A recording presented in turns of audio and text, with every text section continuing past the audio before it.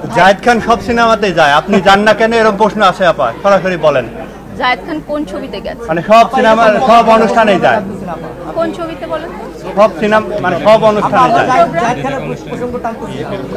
কোন প্রোগ্রাম? একটু কে প্রশ্নটা করেছে, কে উনি একটু হাত উঠাবেন। না না না, আপনি এবার নাম বলবেন, আমি আপনার নাম ধরে ধরে বলবো। এবার বলেন। না না না, উনি প্রশ্ন করছেন না এবার। আচ্ছা, প্রেম প্রীতি বন্ধনও আমাকে দাওয়াত দেওয়া হয়।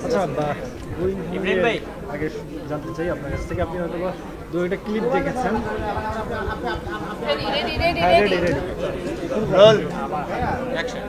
আজকে আমরা এসেছি আসলে মাসুর পারভেজের ডিরেকশন একটা সিনেমার কিছু ক্লিপ দেখার জন্য, এবং ছবিটা বিদেশে অলরেডি দেখানো হয়েছে, গোয়িং হোম। খুব শীঘ্রই আমরা বাংলাদেশের হলে এটা দেখতে পাবো।